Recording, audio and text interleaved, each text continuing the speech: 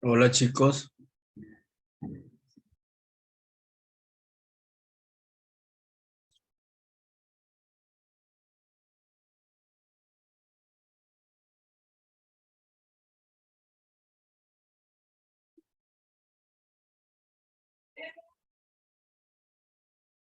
Buenas tardes, doctor.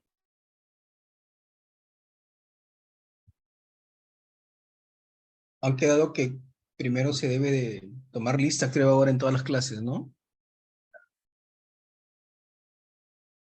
Sí, doctor.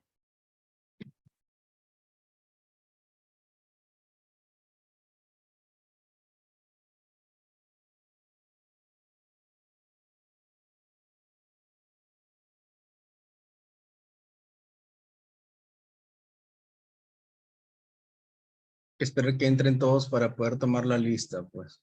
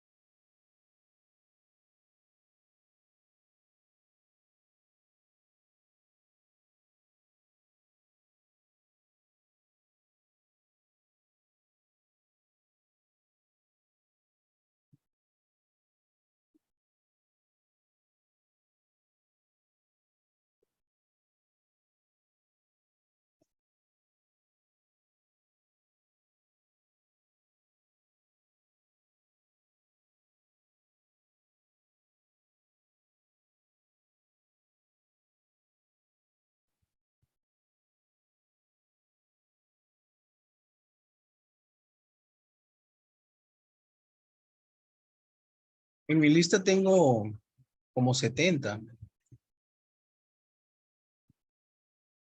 Sí, doctor, pero no todos entramos en este bloque. Aquí No entramos todos solo, ajá, menos. ¿Cuántos han entrado? ¿Cuántos están llevando pediatría? 39. 39, ya.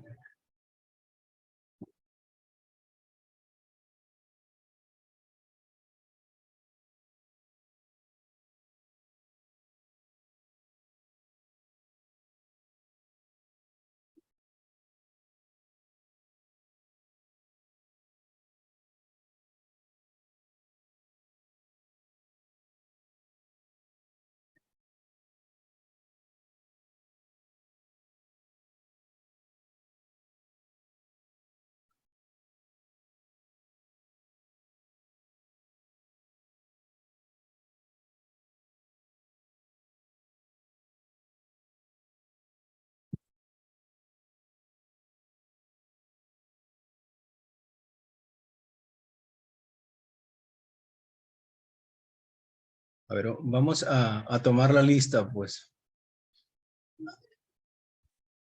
Alvarado Montenegro.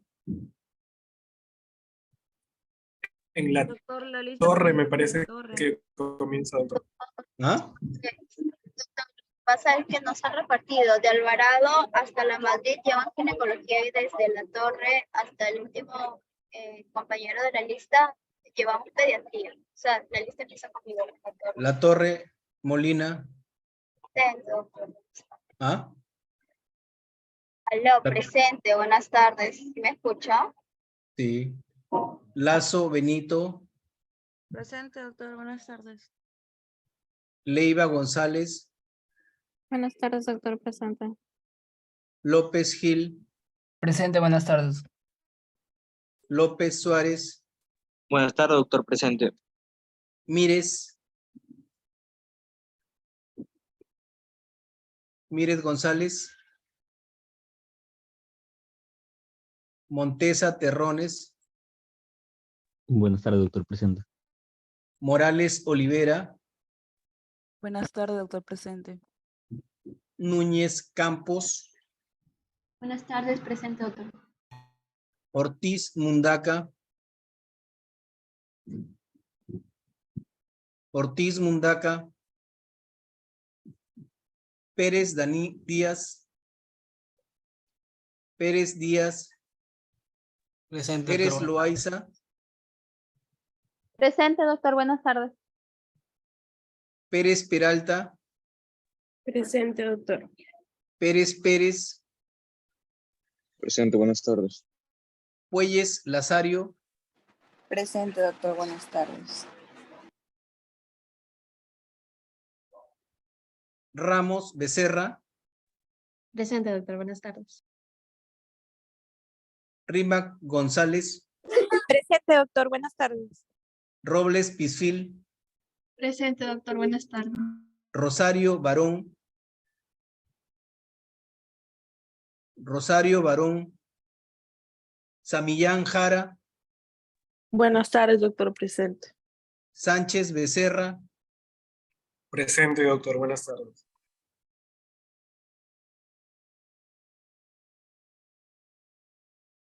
Sánchez Carranza. Presente, doctor. Buenas tardes. Sanpertegui Ruiz.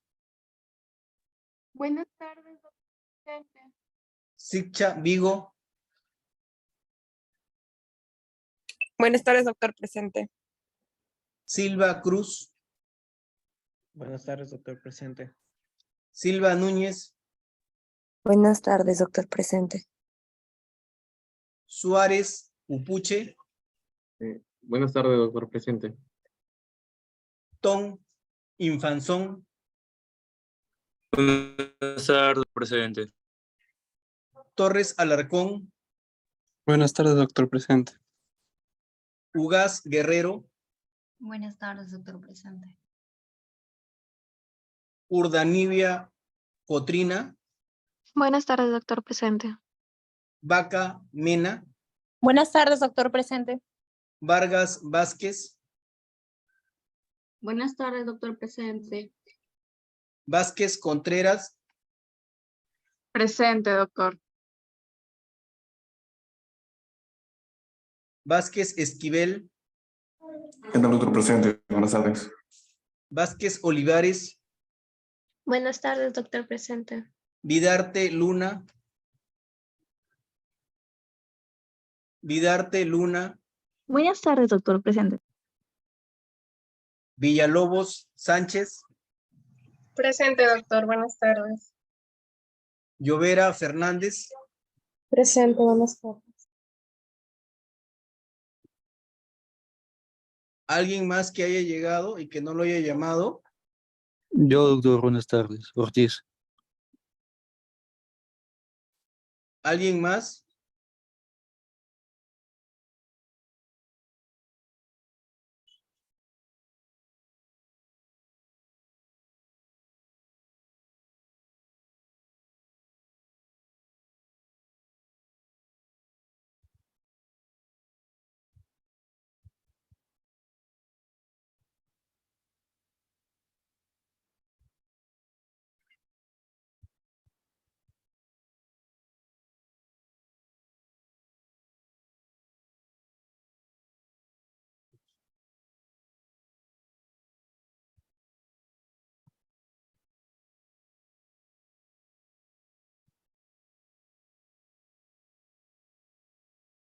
¿Todos están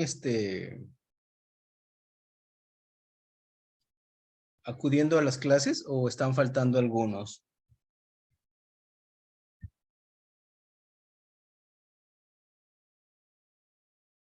Hola. Sí, Sí, estamos todos asistiendo, estamos doctor. asistiendo. Sí, estamos rotando, doctor. Sí, porque han faltado varios de sus compañeros, o sea, por eso les preguntaba.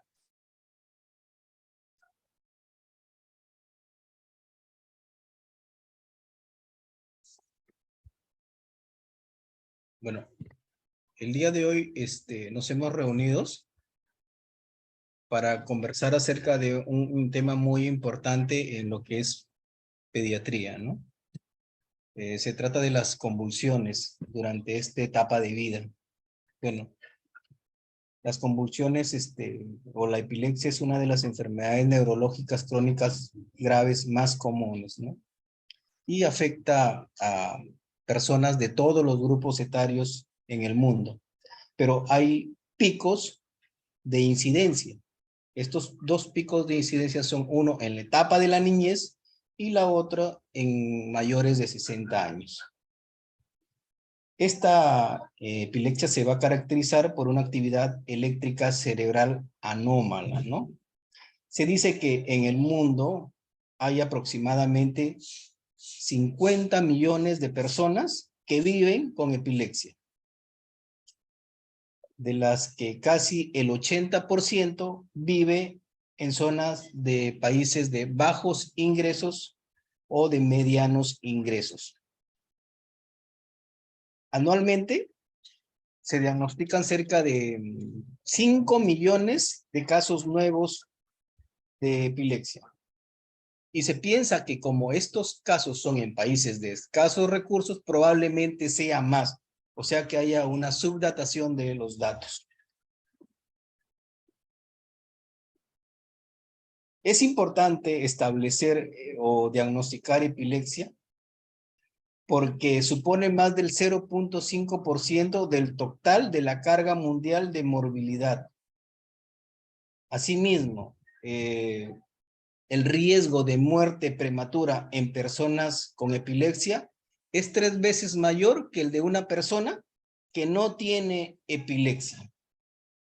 Es por eso que es muy importante establecer los criterios que nos van a ayudar a hacer el manejo más adecuado para este tipo de pacientes. Los objetivos de esta charla son clasificar ampliamente varios tipos de convulsiones según el esquema actual de la clasificación de convulsiones, obtener un historial de convulsiones y determinar los próximos pasos de diagnóstico apropiados, asesorar a las familias sobre los medicamentos anticonvulsivos más comunes y sus efectos posibles adversos, y por último, identificar las comorbilidades más comunes de la epilepsia. Entonces, así como esta enfermedad es muy prevalente, entonces desde hace mucho tiempo ha llamado la atención y se ha formado una liga internacional contra esta enfermedad. Se trata de la famosísima ILAI, que no es más que las siglas de la Liga Internacional contra la Epilepsia. Esta es la asociación más importante del mundo de profesionales de salud y de científicos que trabajan por un mundo en el que la vida de ninguna persona se vea limitada por la epilepsia. Esta liga fue creada en 1909 y su objetivo inicial era la de perfeccionar la clasificación de esta epilepsia, ¿no? Pero no es hasta 1960 en la que Henry Gastaut es quien propone y establece varios conceptos que incluso hasta ahora son parte de algunas definiciones. A lo largo de estos años ha habido diferentes consensos a través del tiempo, algunos de los cuales han sido más importantes que otros. En 1985, por decir, se estableció una clasificación de epilepsia y de síndromes epilépticos que ha marcado prácticamente el inicio de lo que hoy es la clasificación actual, ¿no? Pero este consenso no duró mucho tiempo. En el 89 ya lo fueron cambiando. La última clasificación se ha establecido en el 2017 y es acerca de la cual hoy día vamos a discutir. Entonces, el enfoque clínico del diagnóstico actualmente empieza en definir si el cuadro o el evento frente al cual estamos es un evento, es una convulsión, es una crisis o no, ¿no? Entonces, a veces determinar si un episodio es un ataque epiléptico o es un evento paroxístico no epiléptico es difícil. Incluso puede ser un desafío hasta para un pediatra o un médico con ciertos años de experiencia. Y es que estudios de seguimiento de niños han demostrado que muchas veces una primera convulsión, entre comillas, no es realmente una convulsión hasta en el 25% de los casos. No es una convulsión, sino es un evento no epiléptico. Entonces, debemos definir ciertos términos para poder entender un poco más de lo que estamos hablando. Debemos definir qué es un trastorno paroxístico. Un trastorno paroxístico es un episodio de aparición generalmente brusca e inesperada y de corta duración. También debemos de saber qué es una crisis epiléptica. Y una crisis epiléptica es un episodio paroxístico, pero debido a una actividad neuronal excesiva o hipersincrónica, que se va a manifestar con síntomas que pueden ser de tipo motor, de tipo sensitivo, de tipo sensorial, de tipo autonómico o incluso de tipo psíquico. También debemos de saber qué son crisis espontáneas no provocadas. Estas crisis son no asociadas a un proceso o agudos relacionados con la epilepsia. Y las crisis agudas sintomáticas o provocadas son aquellas que aparecen en el curso de un proceso agudo y suelen ser la manifestación de una enfermedad que es diferente a la epilepsia. Por último, debemos determinar qué es una crisis cerebral o un trastorno paroxístico no epiléptico. Esto es una alteración de la función neurológica, pero por mecanismos diferentes al de las crisis epilépticas, los cuales pueden ser anóxicos cuando el causal es por una disminución de la oxigenación, pueden ser hípnicos en los procesos relacionados con el sueño, o también pueden ser de tipo psíquico. Como vemos, en el siguiente cuadro se ven los trastornos paroxísticos no epilépticos y vemos que pueden suceder en todas las épocas de la vida de un niño. Pueden aparecer incluso en la etapa neonatal, en el cual son hasta cierto punto comunes los eventos relacionados con el movimiento, como los tremores, los cuales se pueden en esta etapa de vida ser por trastornos muchas veces de adaptación, ¿no? Si recordamos, en la etapa transicional, durante el cual el recién nacido se va adaptando a vivir sin el aporte de glucosa de la madre, se va a desencadenar una serie de cascadas en la cual se van a liberar ciertas hormonas y catecolaminas con la finalidad de establecer un umbral de glucosa adecuado para el neonato. Entonces, esta liberación de cascadas, de catecolaminas y de hormonas puede producir efectos tipo tremor, que no son patológicos, sino que son consecuencia de un evento fisiológico. Otros movimientos relacionados en esta etapa neonatal son los relacionados con el sueño, como son las mioclonías benignas neonatales del sueño.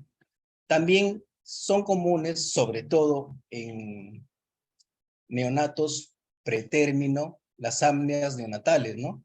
Como ya deberíamos de saber, el apnea neonatal es inversamente frecuente a lo que es la edad gestacional, ¿no? Mientras menos edad gestacional tenga un neonato, es mayor la probabilidad de que tenga un apnea en relación a esta prematuridad. Durante la época de la lactante pueden haber estos movimientos paroxísticos relacionados con la hipoxia, relacionados con el movimiento, relacionados con alteraciones oculomotoras y relacionadas con el sueño. Las más comunes de las relacionadas con la hispoxia son las del espasmo del sollozo, ¿no? Que son muy comunes en esta etapa de vida, en el cual el cuadro inicia de repente cuando el niño sufre un golpe y empieza, o le ponen una vacuna y empieza a llorar y bruscamente hace una apnea y se pone cianótico o pálido, y muchas veces esto es confundido como una crisis convulsiva, ¿no? Eventos relacionados con los movimientos también son comunes en esta etapa de vida del lactante. Uno de los más comunes es el síndrome de Sandifer, el cual consta de una hiperextensión del cuello posterior a la ingesta o de alimentos o a la lactancia, y que está asociada a anemia ferropénica, ¿no? Por lo general las mamás comúnmente vienen y dicen, mi bebé se bota, ¿no? Y es el término que ellas usan comúnmente para decir o describir esa hiperextensión del cuello y la espalda que tienen este tipo de lactantes. En la etapa preescolar son comunes los terrores nocturnos y el despertar confusional. En la etapa escolar, el más común son los relacionados al sueño. Las pesadillas y el sonambulismo son sus ejemplos. Y en los adolescentes son comunes las crisis de pánico y los problemas relacionados con la migraña. Entonces, como vemos, es mucha los tipos de trastornos paroxísticos no epilépticos que se pueden dar a lo largo de la niñez. Una vez que nosotros hemos establecido si se trata de una convulsión o crisis o no, debemos de establecer si esta crisis o convulsión es provocada o no es provocada, ¿no? Entonces, debemos de saber que hay ciertos factores, sobre todo la fiebre alta, ¿no? Que puede provocar en niños con cerebros sanos crisis, ¿no? En este cuadro estamos estableciendo las crisis provocadas más frecuentes. Dentro de ellas tenemos las crisis febriles, las cuales se pueden clasificar en crisis simples y complejas, siendo las crisis febriles simples las más comunes, en una relación más o menos que va de 2 a 1. Pero la importancia de establecer si una crisis es simple o es compleja radica en que el riesgo de epilepsia se incrementa hasta 10 veces en algunos tipos de crisis complejas. Las características principales de las crisis febriles complejas son el inicio o que sea focal, o que posterior a la crisis se suceda una parálisis de TOR o una paresia de TOR, que no es más que una parálisis o paresia transitoria que puede durar minutos a horas, que se sucede luego de la crisis, ¿no? La segunda característica es la duración. En las convulsiones febriles complejas es mayor a 15 minutos. Y por último, la tercera característica es que recidiva en 24 horas. O sea, casi nunca es un solo episodio durante el día.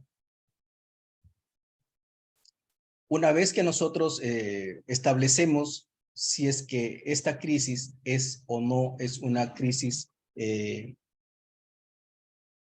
debemos de clasificar qué tipo de crisis es.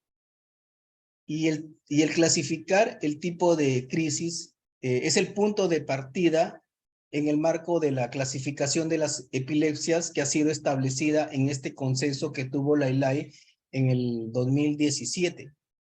Según este consenso, las crisis o las convulsiones se pueden clasificar en crisis o convulsiones de inicio focal, de inicio generalizado o de inicio desconocido.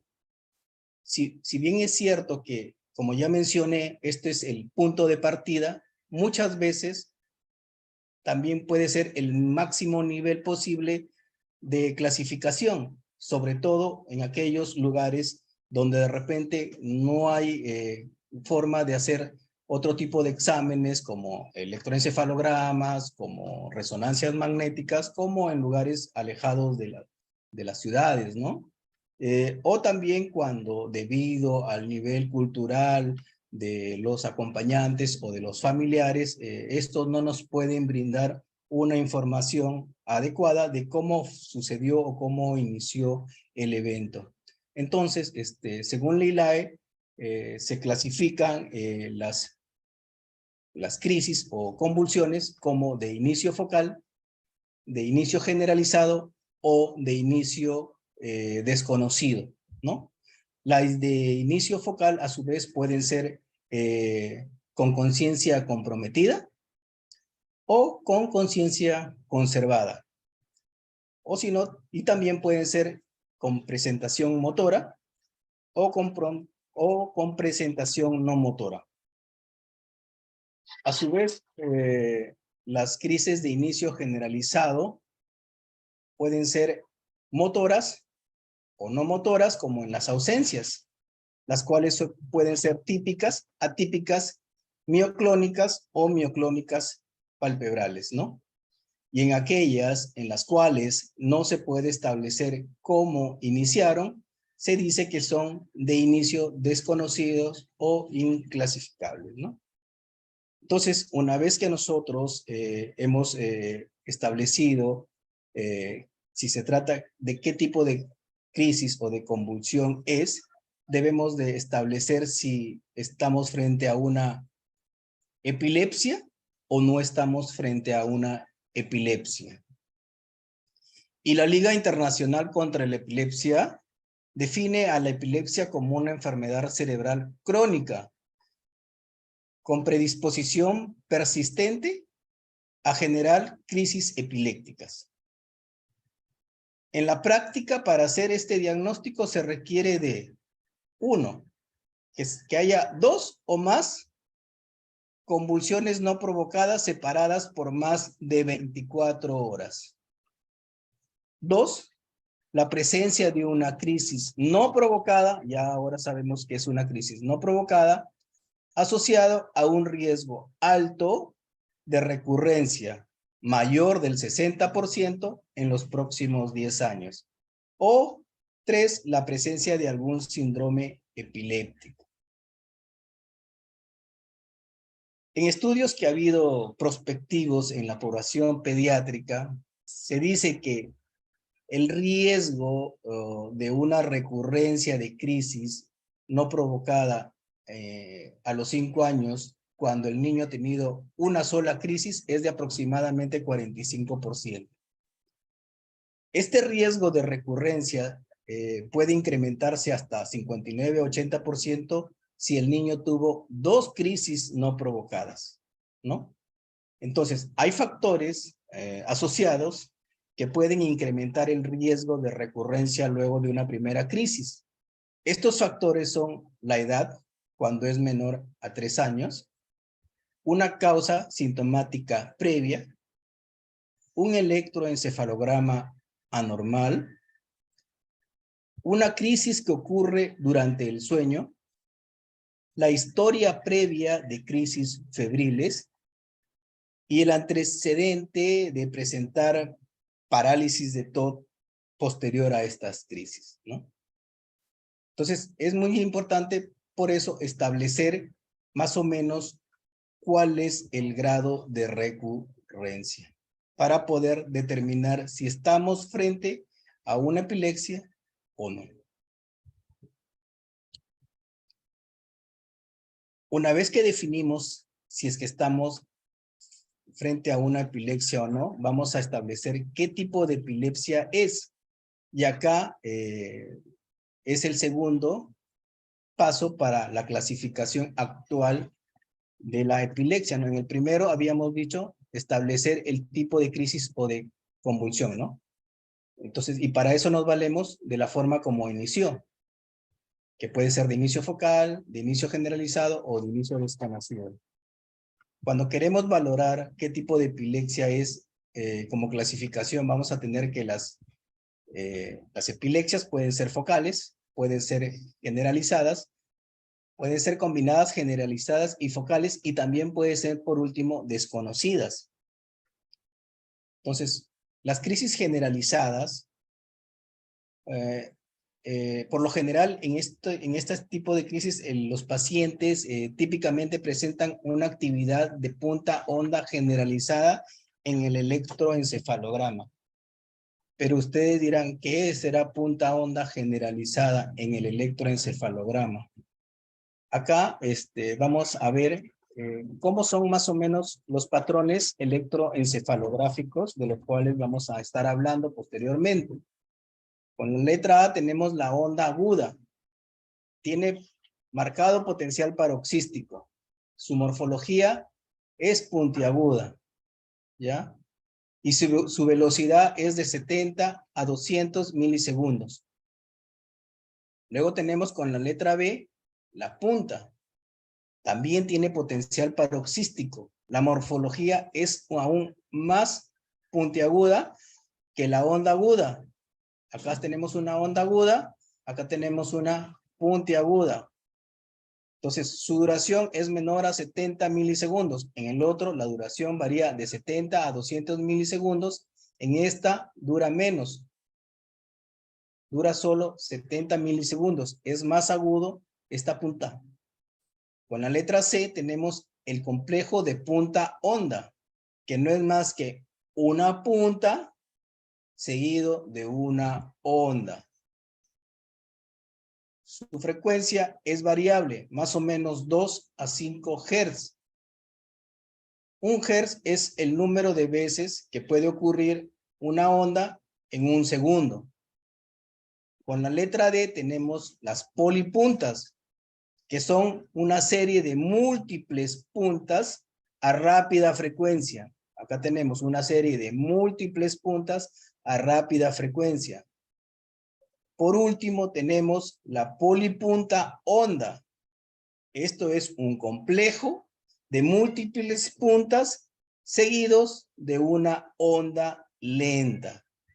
Entonces, ahora que ya conocemos un poquito más de los patrones encefalográficos, vamos a ver de qué estábamos hablando. El paciente típicamente presenta actividad de punta onda generalizada.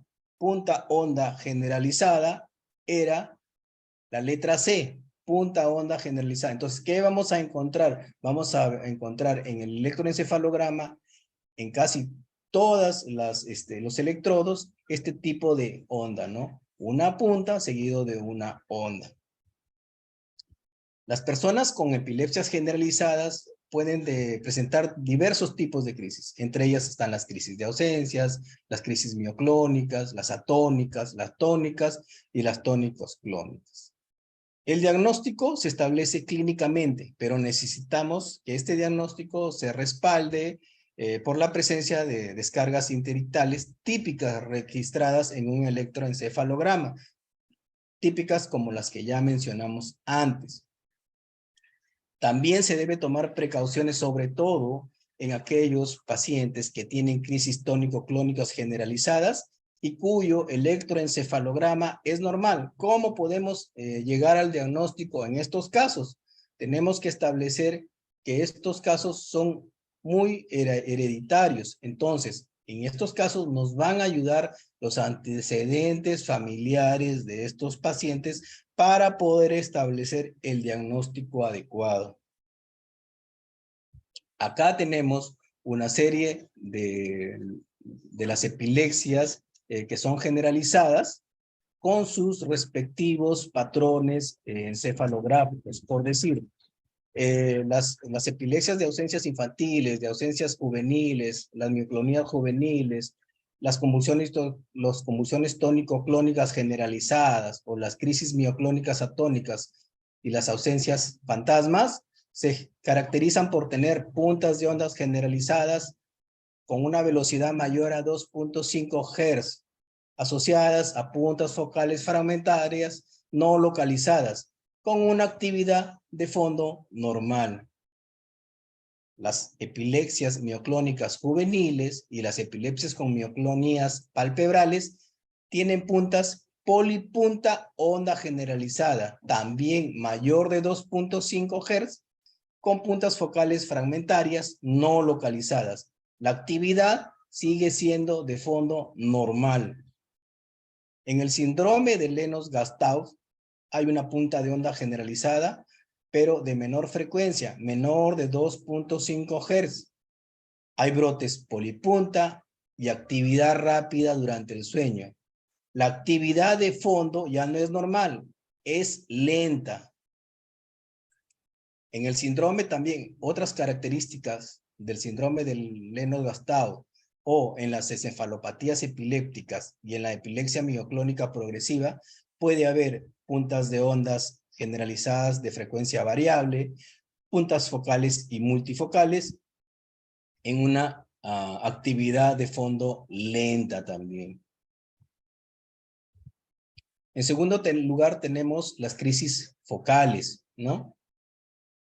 Las epilepsias focales incluyen trastornos unifocales y multifocales, pero que van a afectar un solo hemisferio, ¿ya? O sea, pueden ser unifocales o multifocales, pero siempre afectan solo un hemisferio. Y se pueden apreciar diversos tipos de crisis focales con pérdida de conciencia o crisis focales sin afectación de la conciencia. Y por último, las crisis focales motoras o las no motoras, ¿no? El electroencefalograma interictal suele mostrar descargas focales epileptiformes, pero el diagnóstico se va a establecer clínicamente y se confirma con los resultados del electroencefalograma. Entonces, en estos electroencefalogramas ya no vamos a tener un patrón que es generalizado, sino vamos a tener patrones focales, solo en algunas derivaciones de electrodos, no en todos. Acá tenemos algunas características electroencefalográficas de algunas epilepsias focales. En la epilepsia focal benigna de la infancia, la rolándica, la occipital de Panayotopoulos y la de Gastaut, las formas atípicas y la activación extrema en sueño. ¿Cómo son estos patrones electroencefalográficos? Son puntas focales con una topografía específica que puede estar a nivel centrotemporal u occipital, que son por lo general activadas por el sueño, bajo una actividad de fondo normal. Y esta punta de onda generalizada es de una velocidad mayor a 2.5 Hz. En la epilepsia focal benigna de la infancia, así como en la epilepsia frontal nocturna y como en la epilepsia familiar temporal, suelen haber puntas focales con una topografía también específica sobre una actividad de fondo normal. Por último, en las epilepsias focales criptogénicas, estructurales, en las epilepsias postraumáticas, vasculares, tumulares, displasias, suele haber puntas focales de topografía específica, con o sin actividad lenta focal. La actividad de fondo puede ser normal o puede ser patológica. Por último, hay epilepsias en las cuales son combinadas la parte generalizada y hay crisis focales a la vez. El diagnóstico también se establece clínicamente y se confirma y se va a confirmar con resultados del electroencefalograma. Son importantes, muy útiles las grabaciones de los eventos ictales, pero no son fundamentales. El electroencefalograma interictal puede mostrar tanto descargas generalizadas de punta de onda como descargas focales epiliptiformes. O sea, van a estar las dos formas a la vez. Algunos de los ejemplos más frecuentes que suelen tener estos dos tipos de crisis son el síndrome de Dravet y el síndrome de Lennox-Gastaut. Acá tenemos las epilepsias con crisis febrilis plus el síndrome de Dravet y la epilepsia refleja por lectura o por fotosensibilidad, en las cuales puede haber puntas de ondas generalizadas y puntos focales con una actividad de fondo normal, que son activadas por tareas específicas. También tenemos el síndrome de West con su patrón característico casi único, que es la ipsiarritmia. En la ipsiarritmia es un patrón desorganizado de las ondas electroencefalográficas. No hay orden, es todo desorganizado. Acá no hay puntas de ondas, no hay complejos, todo es un desorden. Por último, en las cefalopatías graves neonatales como el síndrome de Ohtahara y la epilepsia mioclónica precoz, puede haber brotes y supresiones sobre una actividad de fondo patológica.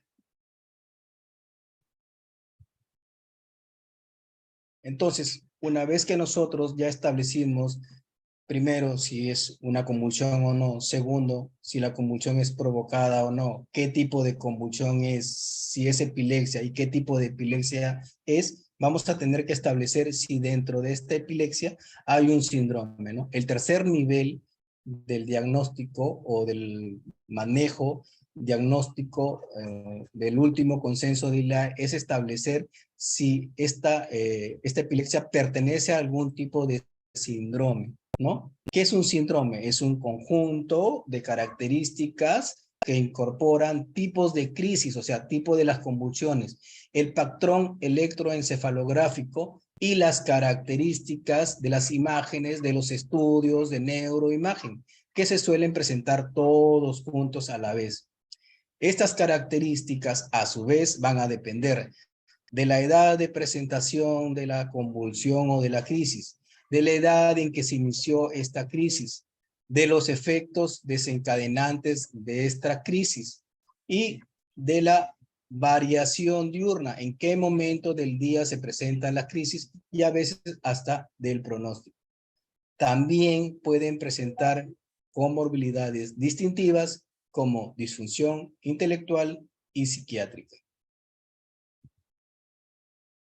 Entonces, cuando nosotros ya establecemos, uno, qué tipo de crisis es, que es la primera clasificación, qué tipo de epilepsia es, que es la segunda clasificación, y por último, si está asociado o no a un síndrome epiléptico, vamos a tener que ver cuál es la etiología de esta epilepsia, si está relacionado a alguna etiología específica o si es de tipo desconocida.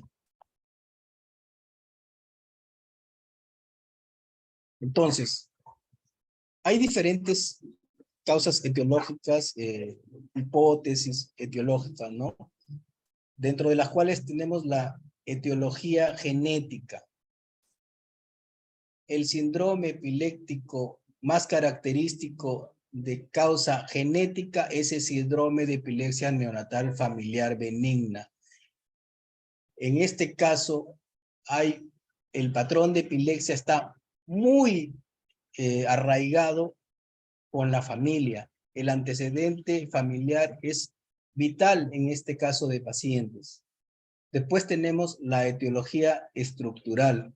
En la etiología estructural vamos a tener que puede ser de tipo congénito o esta puede ser de tipo adquirido.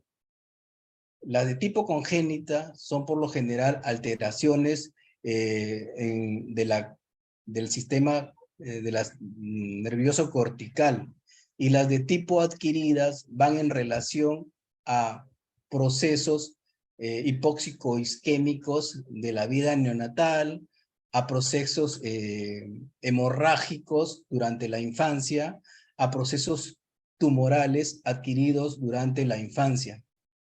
En cuanto a la etiología infecciosa, existen muchos microorganismos, ya sea parásitos, bacterias, virus, parásitos como el neurocisticerco, la malaria, el toxoplasma, bacterias como la tuberculosis y virus como el Zika y el citomegalovirus, que pueden ocasionar síndromes epilépticos. En cuanto a la etiología metabólica, por lo general son casos en los cuales la epilepsia suele iniciarse en las etapas tempranas de la vida, por lo general entre la segunda y la tercera semana de vida. Los más comunes son la porfiria, la uremia, las aminoacidopatías y las crisis dependientes de piridoxina. En los últimos años ha tomado o ha crecido mucho lo que es la etiología inmunitaria, siendo sus dos más grandes, las dos más frecuentes, la encefalitis por anticuerpos contra el receptor del N-metil de aspartato y la encefalitis por anticuerpos contra la proteína LGI número 1. Entonces, cuando nosotros ya tenemos establecida cuál es la posible etiología de nuestra epilepsia, lo que nos queda es ver si es que tiene alguna comorbilidad que esté asociada a ella. Entonces, muchas de las epilepsias se asocian con comorbilidades, como problemas del aprendizaje, problemas psicológicos y problemas del comportamiento. Estas van a variar tanto en tipo como en gravedad. Pueden ser dificultades del aprendizaje muy sutiles, como deterioro intelectual grave y progresivo. También puede haber rasgos psiquiátricos como en los trastornos del espectro autista y en la depresión, y hasta problemas a veces de tipo psicosocial. En las epilepsias más graves también se puede observar una compleja gama de comorbilidades, en las cuales ya no es solo una comorbilidad la que está alterando ese entorno. Puede incluir déficit motor, como el parálisis cerebral, o deterioro en la marcha, trastornos del movimiento, escoliosis, sueño, trastornos gastrointestinales. Por decir, en este cuadro les quería mostrar de qué manera altera estas comorbilidades a los pacientes que tienen epilepsia.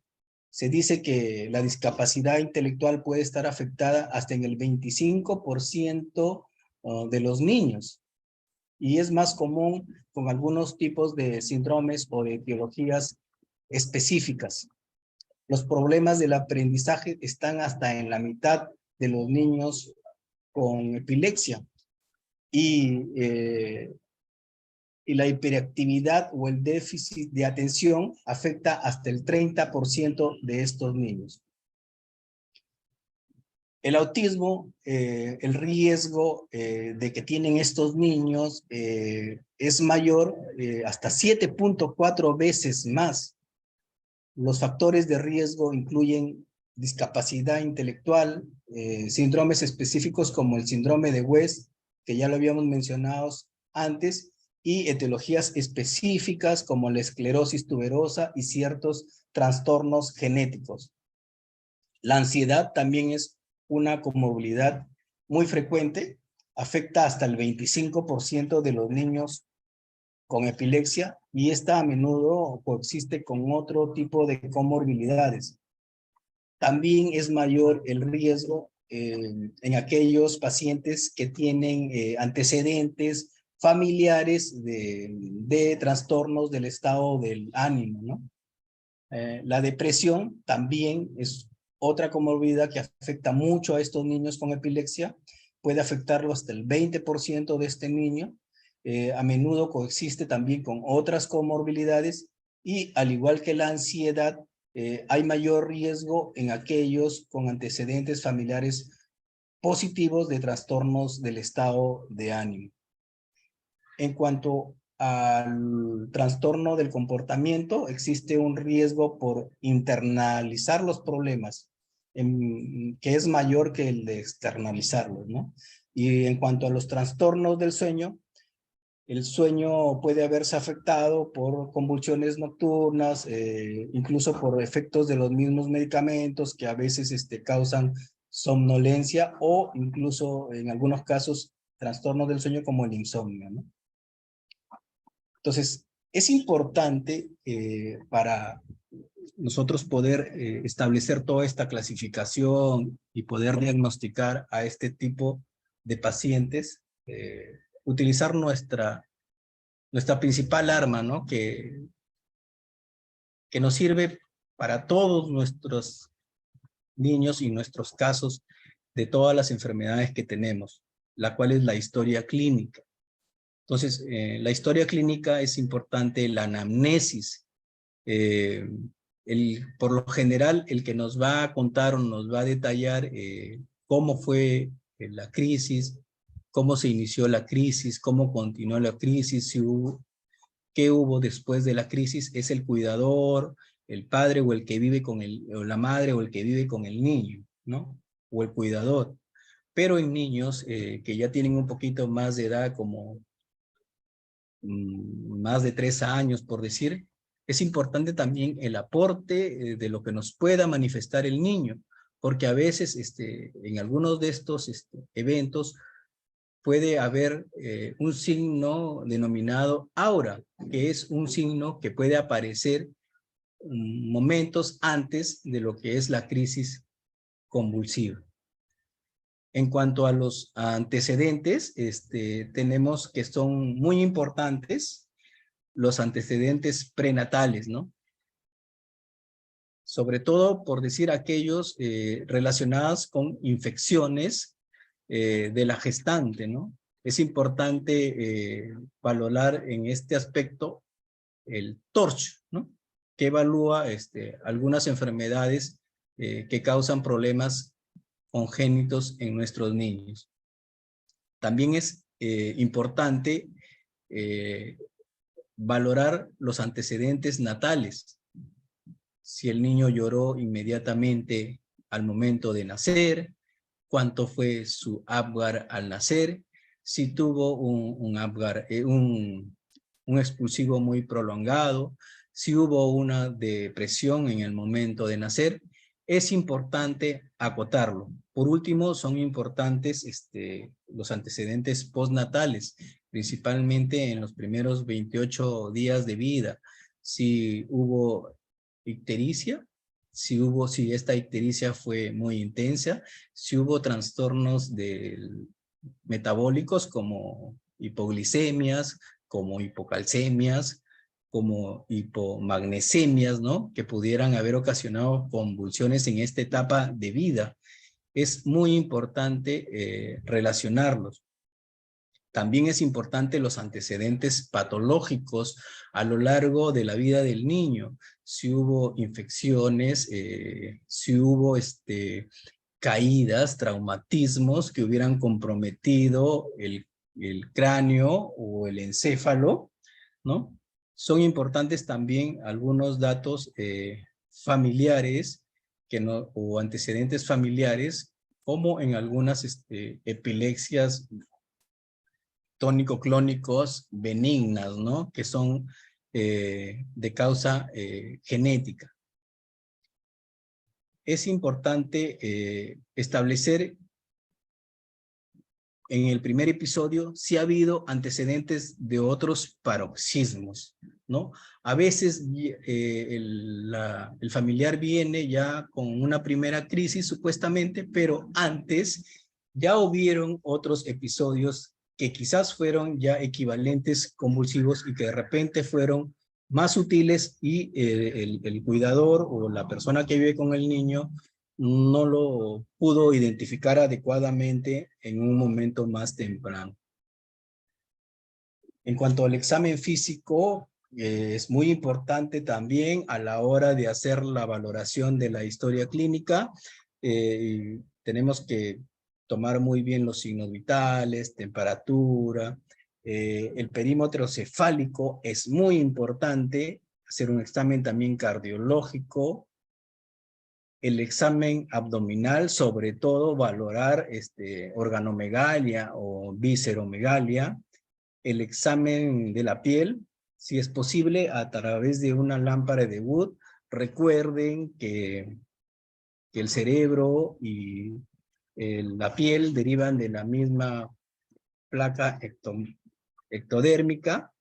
También es muy importante el examen neurológico, que incluye, entre otros, el estado de conciencia. El examen neurológico, lógicamente, va a depender de la edad del niño, ¿no? Es distinto realizar un examen neurológico a un neonato, que a un lactante, que a un preescolar o que a un adolescente, ¿no?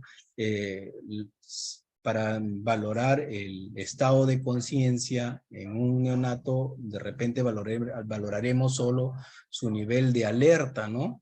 Cuando ya es lactante, cómo está relacionado con el entorno, ¿no? Si llora al separarlo de su madre o no. Y en los niños ya más grandes se puede ya valorar de una forma más establecida como en los adultos. También es importante durante el examen neurológico medir la circunferencia craneana o el perímetro cefálico, examinar los pares craneanos incluidos con un fondo de ojo y buscar signos de focalidad o signos meningios, ¿no? ¿Qué exámenes de ayuda nos pueden, valga la redundancia, ayudar para establecer el diagnóstico de epilepsia o de crisis convulsiva? El electroencefalograma es el examen de ayuda al diagnóstico que más nos va a ayudar a la hora de establecer este diagnóstico. Y se recomienda realizarlo tanto en sueño como en vigilia, en todas las primeras crisis, siempre y cuando sean no provocadas. Nos va a permitir la evaluación de anomalías de fondo que podrían sugerir una lesión focal. También nos va a permitir la evaluación de anomalías epileptiformes que podrían ayudar a confirmar una convulsión. Asimismo, nos va a permitir evaluar el riesgo de recurrencia de estas convulsiones. También nos permite identificar anomalías que podrían dar lugar a la necesidad de requerir pruebas adicionales. También ayuda a la clasificación del síndrome de epilepsia, como ya vimos antes. Nos puede orientar para el manejo con los diferentes medicamentos que existen. Y algunos estudios han mostrado que existe un mayor rendimiento si este electroencefalograma no se realiza inmediatamente en el cuadro posictal, sino dentro de las próximas 24 horas posteriores a la crisis, ¿no? Siendo que es el electroencefalograma uno de los exámenes que más nos va a ayudar, también debemos tener ciertas precauciones. Debemos de tener siempre ciertas precauciones. ¿Por qué? Porque existen ciertos patrones electroencefalográficos que durante la infancia pueden ser variantes normales. Es por esto que el electroencefalograma pediátrico debe de leerlo alguien con experticia en este tipo de exámenes. A veces neurólogos de adultos se podrían equivocar al leer un electroencefalograma de un niño, ¿no? También es importante observar que hay anomalías epileptiformes en aproximadamente el 3% de los niños sanos, sin epilepsia. E incluso este número es un poco mayor si estos niños tienen trastorno del espectro autista o trastorno de déficit de atención o de hiperactividad. Es importante recordar que se pueden ver electroencefalogramas normales hasta en el 10% de los pacientes que tienen epilepsia.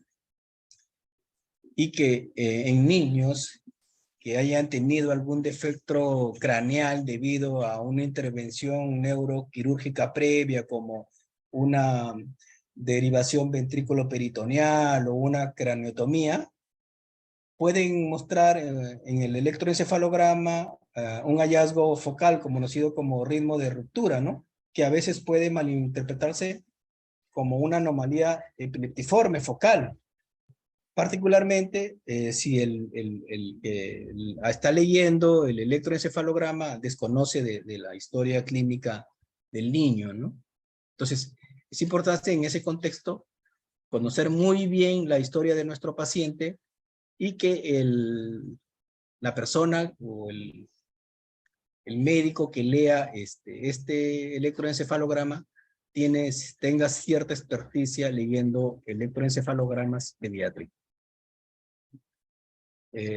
Otro de los exámenes de ayuda al diagnóstico que nos ayuda mucho es la neuroimagen, ¿no?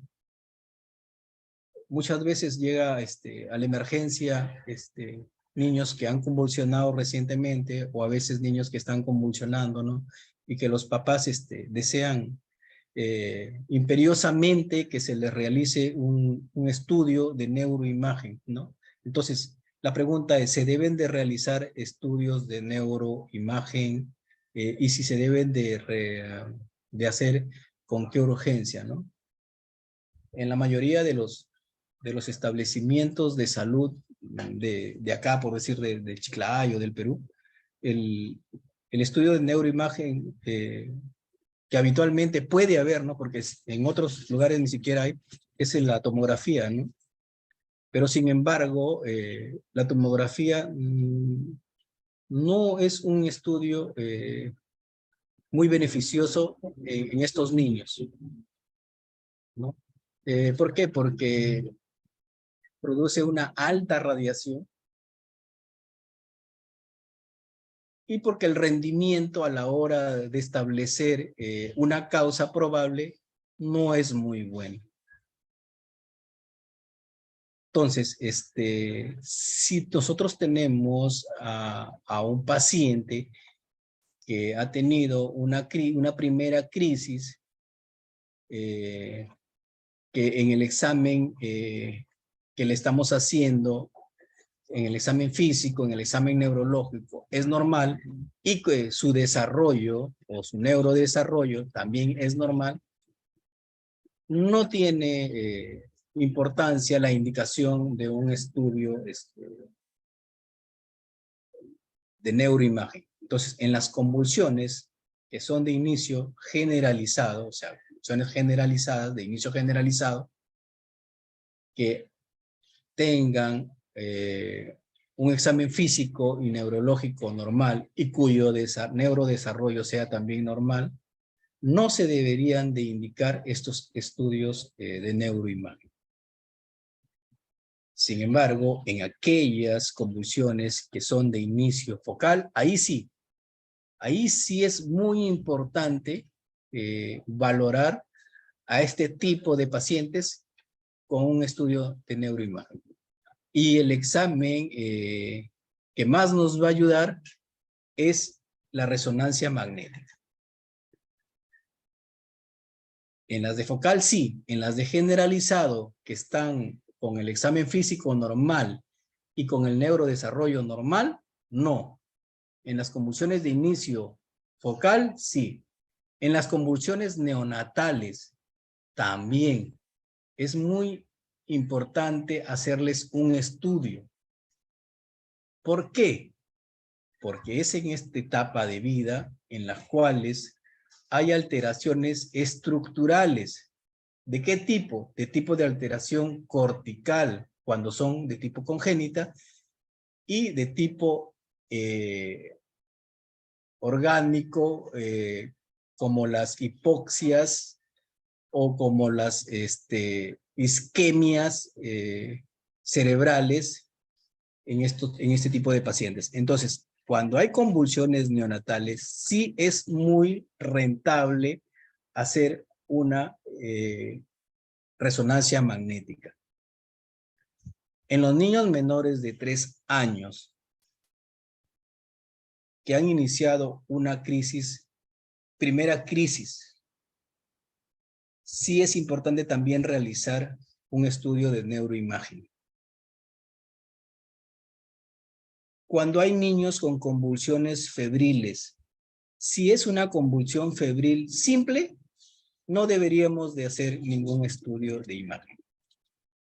Pero si es una convulsión compleja, sobre todo aquellas de inicio o de comportamiento focal, o que hayan dejado una secuela transitoria como la parálisis de Todd, ahí sí es muy importante que nosotros solicitemos un estudio de neuroimagen.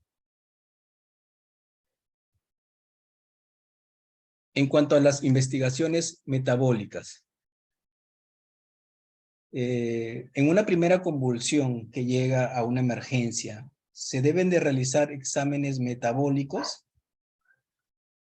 Desde hace algunos años, por decir a toda o a la mayoría de crisis que llega a una emergencia de un hospital de nivel 2 para más, que tenga medición de glucosa, de electrolitos séricos y de glucosa, urea, creatinina, se hace estas mediciones. No existe actualmente un consenso de que si se deban de realizar o no, pero sin embargo se hacen. No podemos decir no los hagan, tampoco sí deben de hacerle estrictamente a todos, pero sí debemos de saber cuándo debemos de investigar más, cuándo debemos de indagar sobre una causa metabólica en un niño que está convulsionando. Es importante hacerlo si hay retraso global o regresión progresiva del neurodesarrollo. Si encontramos organomegalia o visceromegalia, podemos encontrar un niño con hepatomegalia, un niño con esplenomegalia. Entonces, ahí es importante hacer este estudio de exámenes metabólicos. Si percibimos un olor inusual en la piel, en el aliento del niño. Si ha habido una presentación aguda en la cual haya habido compromiso de conciencia, falla multiorgánica y vómitos. O si haya antecedentes de hermanos con cuadros similares en las cuales haya habido alguna alteración metabólica de fondo, ¿no? En esos casos deberíamos de hacer estos estudios. En cuanto a cuándo deberíamos de hacer investigaciones infecciosas en un niño que llega con una crisis convulsiva, es importante establecer, por decir, si un niño tiene convulsión y a la vez fiebre, ¿debemos de realizarle punción lumbar a todos? ¿O no? Quizás deberíamos de hacerle a los menores de 6 meses, porque tienen un esquema de inmunizaciones incompleta. Hasta tal vez hasta el año, ¿no? Porque algunos de estos bebés los papás no han completado su esquema de inmunizaciones que los protegería contra algunas enfermedades neurológicas infecciosas, ¿no? Pero también existen ciertas características, ¿no? Que nos van a poder determinar a establecer si es que se trata de una convulsión febril o si se trata de una infección neurológica con fiebre. ¿no? Por decir, una de las características de las convulsiones febriles es que por lo general más del 90% de las fiebres, de las convulsiones, se dan en las primeras 24 horas de fiebre, ¿no? Entonces, si nosotros tenemos un niño que tiene 3, 4 días con fiebre y recién convulsiona, la probabilidad de que sea una crisis febril es baja. Lo más probable es que haya tenido una infección no neurológica que ya invadió el sistema neurológico central, ¿no? Entonces, en ese niño sí es muy importante que nosotros le hagamos una punción lumbar. ¿Y cuándo deberíamos de, más bien, retrasar la punción lumbar? Deberíamos de retrasar esta punción lumbar si nosotros tenemos la convulsión, la fiebre y déficit neurológico focal. ¿Por qué? Porque a veces estos déficits neurológicos focales se deben a infecciones o a tumoraciones que van a ejercer un efecto de masa dentro del cerebro y que nosotros al realizar la punción lumbar podemos descomprimir y podemos causar una herniación a nivel intracraneal. Es por eso que en estos casos es mejor hacer antes de la PL un estudio de neuroimagen. En cuanto a las investigaciones genéticas, cada vez más los trastornos genéticos se reconocen como una etiología muy importante a la hora de establecer el diagnóstico etiológico de las epilepsias, especialmente si estas son de aparición temprana. Las epilepsias de inicio neonatal tienen mutaciones patogénicas en un 83% con encefalopatía epiléptica y hasta en un 30% con malformación cerebral estructural. Por eso que es muy importante en este tipo de epilepsias iniciar una investigación de tipo genético. En niños con inicio de epilepsia antes de los 3 años de edad, también se han encontrado mutaciones causales hasta en el 40% de los casos y se encontraron rendimientos superiores al 15% independientemente del retraso, el tipo de crisis o la edad de inicio. Entonces, por lo tanto, las evaluaciones genéticas son críticas en las epilepsias tempranas y deben de incluir una micromatriz cromosómica, 2, un panel de genes de epilepsia, y 3, la secuenciación del exoma completo. Lamentablemente, estos estudios no están aún al alcance de todos nosotros. Acá, por decir, en Lambayeque no se hacen. En el Perú, el único lugar donde se hace este tipo de examen es en el Instituto Nacional de Salud del Niño. Y son exámenes excesivamente costosos.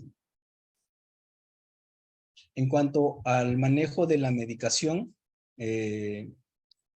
los medicamentos generalmente se van a considerar terapéuticos si el niño tiene 2 características. 1, no tiene convulsiones y 2, no tiene efectos adversos. Lamentablemente, es muy difícil a veces encontrar este tipo de medicamento ideal, ¿no?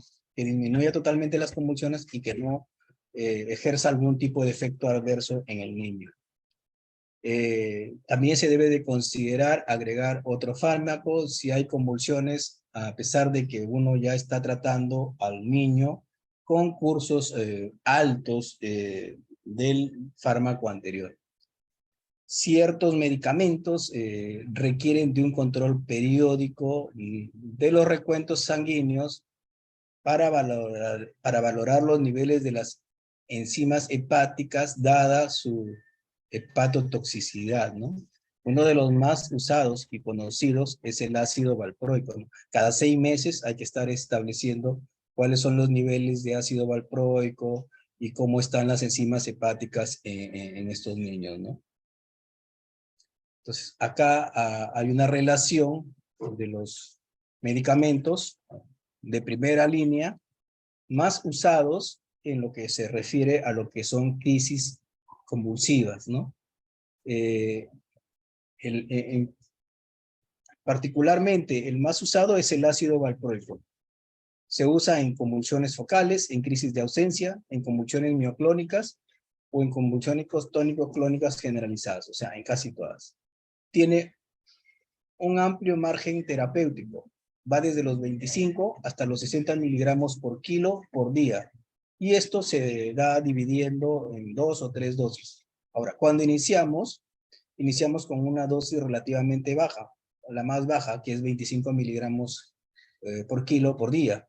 Y esta dosis se va incrementando poco a poco hasta encontrar una dosis que disminuya las convulsiones o que suprima todas las convulsiones, ¿no? Dentro de los efectos adversos que tenemos es el apetito incrementado, la pérdida de cabello y el síndrome del ovario poliquístico. Otro de los fármacos muy de moda últimamente es el levetiracetam, que se utiliza en crisis focales, crisis de ausencia, convulsiones mioclónicas, convulsiones tónico-clónicas generalizadas y lo más particular en aquellas crisis que son refractarias a otros medicamentos. La dosis va entre 40 a 60 miligramos por kilo por día. Y los efectos adversos más frecuentes son los cambios del humor, variando de irritabilidad, ira, tristeza, depresión, ¿no? También es común el uso del topiramato, sobre todo en convulsiones focales y convulsiones generalizadas. Su dosis va entre 200 o 400 miligramos por día, divididos 2 veces al día. Dentro de sus efectos adversos es la dificultad para encontrar palabras, la pérdida de peso y la disminución de la sudoración. Cuando no se logra la ausencia sostenida de convulsiones, a pesar de las pruebas con 2 o más medicamentos dosificados adecuadamente, debido a la falta de eficacia, la epilepsia se define como resistente a los medicamentos. En estos casos de niños con epilepsia resistente a los medicamentos, estos deben de ser derivados a un centro integral de epilepsia para evaluar una posibilidad de cirugía de epilepsia, ¿no? Por decir, esta cirugía de epilepsia no hay acá, pero sí hay en Chile. Yo he tenido pacientes que incluso han usado hasta 5 medicamentos y que a pesar de los 5 medicamentos anticonvulsivantes no se ha podido lograr la ausencia de estas convulsiones y que han tenido que viajar a Chile para que les practiquen esta cirugía, ¿no? Y en algunos casos hay una buena evolución de estos pacientes, pero en otros casos, aún con todo y la cirugía, este tratamiento también es refractario, ¿no?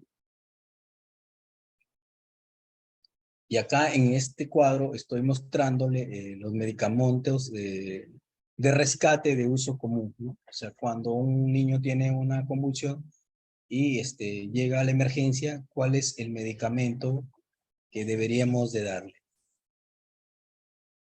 El que indica en la mayoría de las guías es el lorazepam, ¿ya? Que puede serse dado de forma oral o bucal a 0.1 miligramos por kilo. Y la forma intravenosa. Lamentablemente, en el Perú no hay. Y incluso en Estados Unidos es escaso.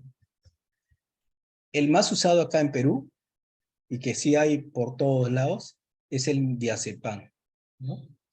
Se puede usar endovenoso y rectal, ¿no? Las dosis es de 0.2 miligramos kilo cuando es endovenoso, hasta 0.3 miligramos kilo. y rectal 0.5 miligramos kilo. Y actualmente las guías recomiendan el uso de midazolam, ¿no? El cual es un buen fármaco, pero su uso todavía no está muy generalizado en todos los establecimientos de salud. Pero dentro de las ventajas es que que es la misma dosis casi en todos, que va de entre 0.2 miligramos por kilo a 0.3 miligramos por kilo. Puede ser administrado por vía oral, bucal, intranasal, intramuscular, intravenosa. O sea, a veces cuando tenemos, por decir, el diazepam en ampolla, tenemos que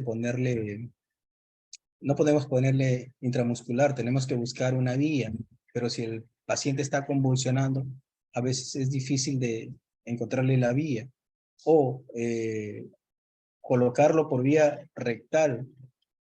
En algunas culturas, eso es algo que no está muy bien permitido. Entonces, la población a veces se puede mostrar reacia o presentar alguna disconformidad cuando se administra por esta vía, ¿no? Entonces, el medicamento que yo les recomendaría usar ahora es el midazolam, ¿no? Que se puede poner intramuscular, no habría ningún problema. La dosis es incluso la misma, que sea endovenosa, sea intranasal o sea vía oral o bucal, ¿no? Vía oral o bucal en un paciente que está convulsionando, o sea, es un poco discrepante, porque a veces estos niños, luego de la convulsión, pueden tener aspiraciones, ¿no? Sin necesidad de que nosotros le administremos el midazolam vía oral o bucal. Y si nosotros lo hacemos y el papá o la mamá está viéndonos ahí y sufre esta aspiración, de repente va a decir, usted le colocó eso en la boca y por eso mi niño se aspiró o se puso así, ¿no? Entonces, es mejor, a mi parecer, utilizar el midazolam por vía intramuscular, que no va a producir ningún efecto, y una ampolla intramuscular se puede poner en cualquier circunstancia, ¿no?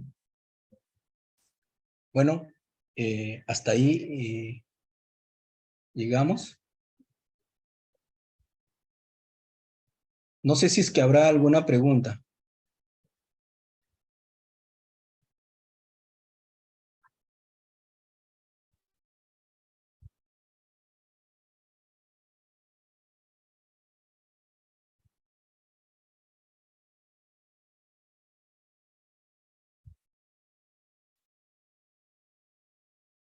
Chicos. Sí, doctor. Buenas tardes. Yo tengo una consulta respecto a la indicación en punción lumbar. ¿Ya? ¿Cuándo era? La punción lumbar. La punción lumbar debería de ser en los niños menores de 6 meses que tengan convulsión y fiebre. Hasta el año, si es que su calendario de vacunas no está del todo completo, ¿no? También podría hacerse en aquellos niños cuyos cuadros febriles no son los típicos de una crisis febril, ¿no? Como ya habíamos mencionado, una crisis febril, por lo general, la convulsión o la crisis aparece en las primeras 24 horas de la fiebre. Si tenemos un niño que convulsiona en el cuarto, quinto día de fiebre, probablemente no se trate de una crisis febril, sino de una infección que tuvo un foco de partida extra cerebral y que ahora ya se situó en el cerebro, ¿no? O en el sistema nervioso central.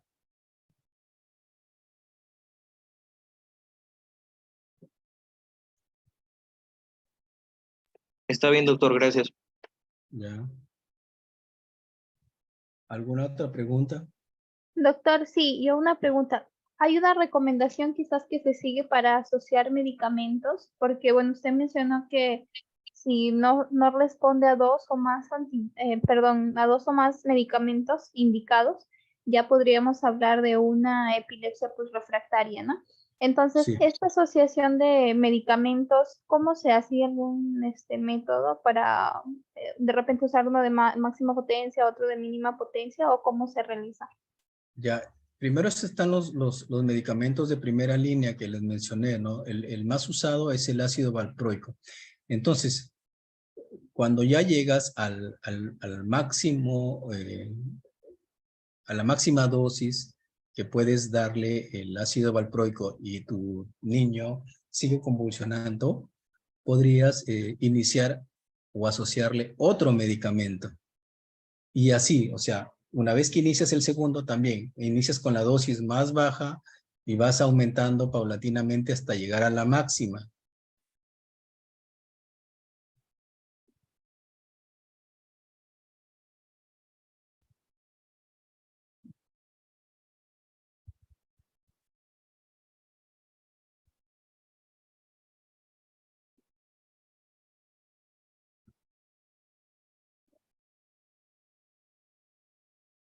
¿Alguna otra pregunta? Doctor, ¿y el tiempo de referencia para considerarlo como refractaria? Nosotros, por decir, vamos aumentando el medicamento semanalmente, ¿no? Por decir, empezamos con 25. A la semana vamos incrementando a 30 o 35. Y así hasta llegar al tope. Luego, si sigue no convulsionando, agregamos un nuevo medicamento. Igual, lo vamos aumentando semanalmente. O sea, no es que todos los vas a aumentar sincrónicamente, ¿no? Poco a poco vas aumentando el número de medicamentos y vas aumentando la dosis de este medicamento nuevo. Lógicamente, por decir, hay algunos medicamentos, o sea, como en los que yo les presenté, que se utilizan para convulsiones generalizadas y hay otros que se utilizan para convulsiones focales, así como también hay algunos que se utilizan para convulsiones motoras y otros que van mejor en convulsiones de ausencia. Entonces, ya depende de cuál es la característica de tu convulsión para que tú uses el medicamento que tú creas que mejor le va a ir, ¿no? Cada medicamento, por decir, la etosuximida, va bien en crisis de ausencia, pero no va bien en crisis tónico-clónicas. Entonces, si yo tengo un paciente que con el ácido valproico no me está yendo bien, no le podría agregar etosuximida, porque mi crisis no es de ausencia, sino es de tónico-clónica.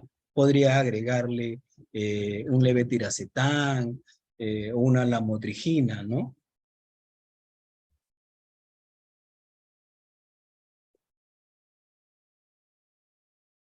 Sí, doctor, gracias. Ya. ¿Alguna otra pregunta, chicos?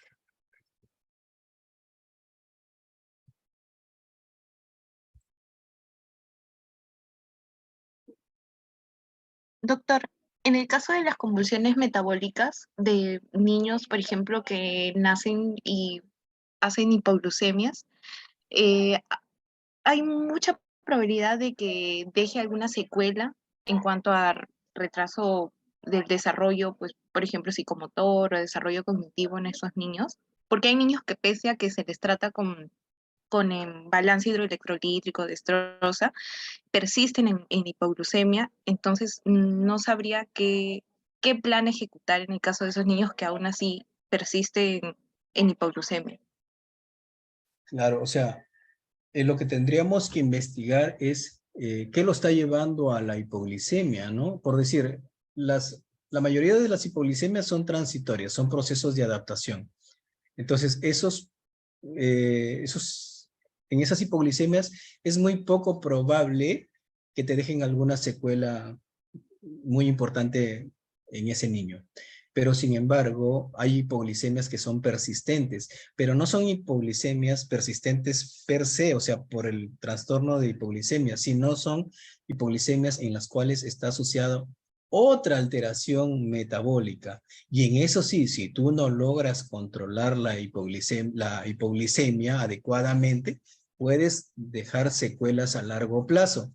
Entonces, hay un manejo especial, o sea, aún sin tener tú el diagnóstico metabólico de certeza, hay un manejo especial para evitar esa hipoglicemia. O sea, tú puedes, por decir, aumentar la velocidad de infusión de tu glucosa a una cantidad mayor. Habitualmente nosotros usamos, por decir, en neonatos, un BIG de 4 a 6 miligramos por kilo, ¿no es cierto?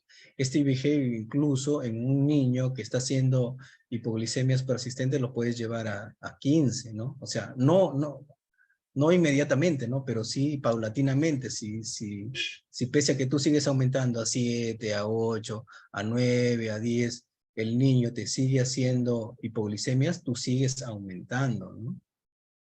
Pero ese es el signo, te está dando la hipoglicemia y probablemente la hipoglicemia te está dando una convulsión, pero debe de haber alguna otra alteración que es la que te está llevando a hipoglicemia. Esa es la que tienes que encontrar.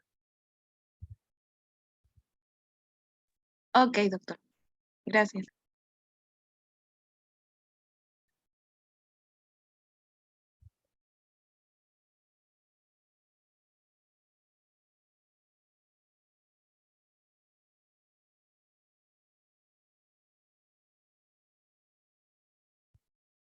En la última diapositiva había un link. Les voy a pasar por el chat para que contesten algunas preguntas en relación a la exposición.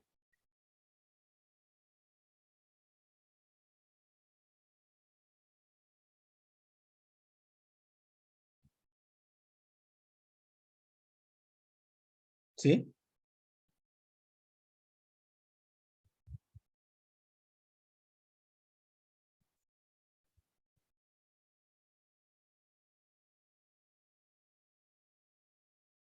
Doctor, ¿sería posible que nos comparta sus diapositivas, por favor?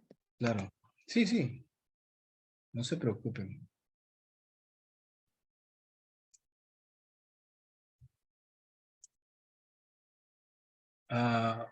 A ver si es que entran a ese link y responden esas preguntas. ¿Quién más ha llegado? Doctor, aún no nos figura el link. ¿No? ¿En el chat? No, doctor.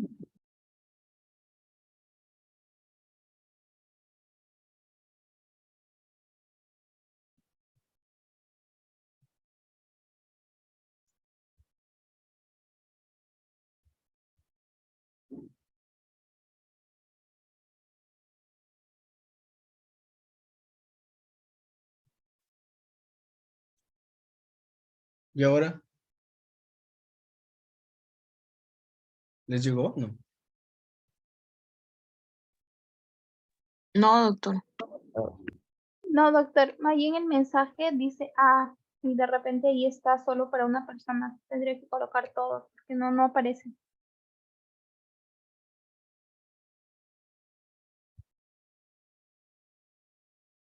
Dice a todos.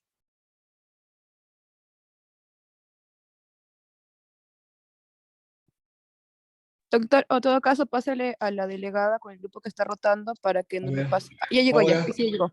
Ya.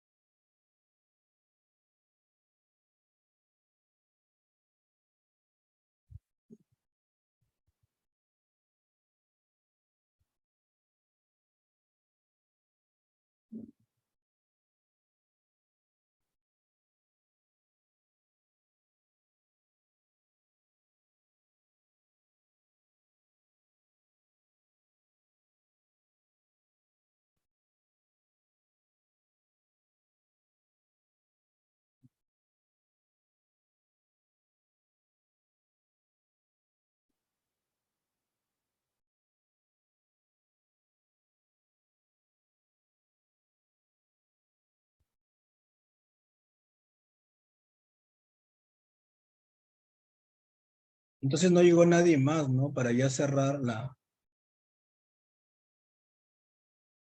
asistencia. No llegó nadie más.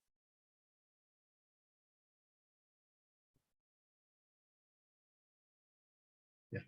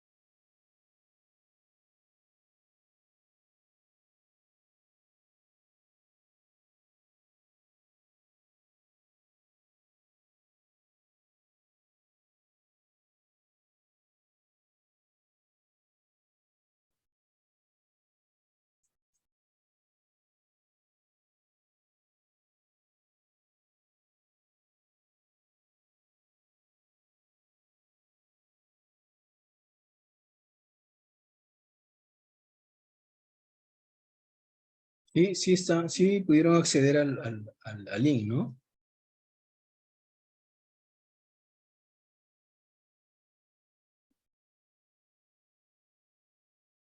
Sí, doctor. Vaya.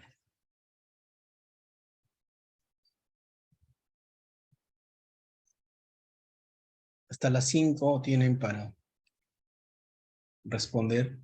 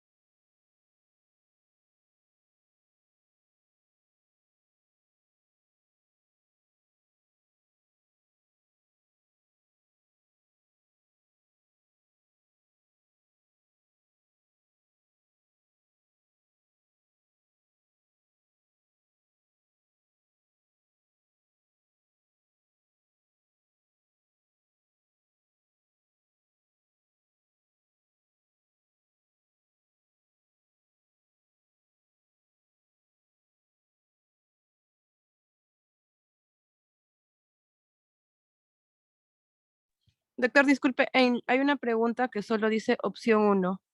No tiene ni pregunta, ni respuesta, ni nada. ¿Se lo dejo en blanco o...? Sí, solo son 4. Ah, ya, ok, gracias.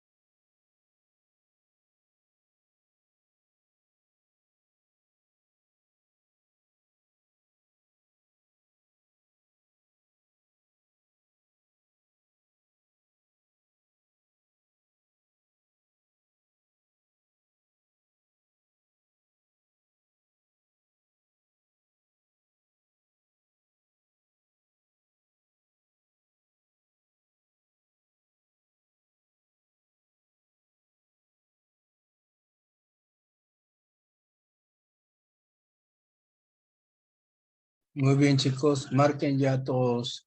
Este post-test no es calificativo, ¿ya? Es más que todo para saber si es que han entendido o no lo que se ha expuesto. Y veo que al menos sí la mayoría ha podido captar la idea, ¿no? Un niño de 3 años con un desarrollo normal, sin antecedentes médicos ni convulsivos, se presenta después de experimentar una convulsión de 18 minutos. La mamá informa que ha tenido fiebre hasta 39.5, ¿no? Hasta 39.1, perdón. Hasta ahí va una convulsión febril, ¿no? Parece. En casa y de repente dejó de responder con sacudidas en todos los brazos y piernas. A su llegada a urgencias se encuentra febril y ligeramente desorientado, sin movimientos tónico-clónicos ya. A los pocos minutos está despierto, alerta, asustado por su entorno. Le explica al residente de primer año que su impresión es que este paciente tuvo una convulsión febril compleja debido a ¿cuál de las siguientes características? El 72% ha marcado prolongado, ¿no? Que es la respuesta verdadera, ¿no? Tiene una crisis que ha durado 18 minutos. Habíamos quedado que más de 18 minutos, más de 15 minutos era compleja, ¿no? O más de 2 o un inicio focal, ¿no? Entonces, el 72% marcó correctamente. Un 13.9 ha marcado asociado con desorientación, que no está dentro de las características de las complejas, ¿no? Atípico, tampoco, y generalizado tampoco, ¿no? Más bien generalizado casi siempre es un signo de buen pronóstico, ¿no? La segunda pregunta, un niño de 7 años presenta una primera convulsión no provocada. Se solicita un electroencefalograma de rutina que incluye estados de sueño y vigilia, así como hiperventilación y estimulación fótica. ¿Cuál de los siguientes es el momento más óptimo para completar esta investigación? Como ya sabemos, el momento más óptimo es dentro de las 24 horas siguientes. El 83% de todos ustedes ha marcado esa respuesta. En la tercera pregunta, un proyecto de mejora de la calidad de los procedimientos del Departamento de Emergencias indica que el personal está solicitando apropiadamente imágenes por resonancia magnética en niños que presenten convulsiones focales, como ya sabemos que ellos deben de hacerse, ¿no? Y aquellos que se sospeche accidente cerebrovascular o un tumor o una infección del sistema nervioso central. Otros niños, o sea, los niños que también están en alto riesgo y deben de someterse a una resonancia magnética de forma rutinaria, incluye aquellos con cuál de las siguientes condiciones, ¿no? Y la respuesta es que tenga una convulsión afebril no provocada de inicio reciente en un niño menor de 3 años, ¿no? El 77.8% de ustedes marcó esa respuesta, o sea, si han entendido esa parte al menos. La última pregunta, ¿está siguiendo a un niño de 2 años con encefalopatía epiléptica? Después de la evaluación inicial con electroencefalografía, un panel metabólico integral y una resonancia magnética cerebral, la etiología de sus convulsiones sigue sin estar clara. En esta situación, ¿cuál de las siguientes evaluaciones tiene la mayor probabilidad de determinar etiología de la encefalopatía epiléptica de este paciente?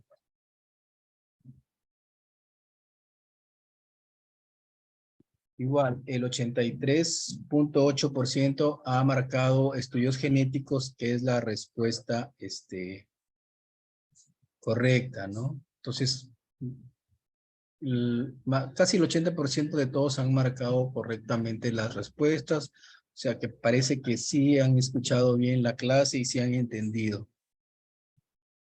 Bueno, chicos, no sé si es que habrá alguna pregunta adicional.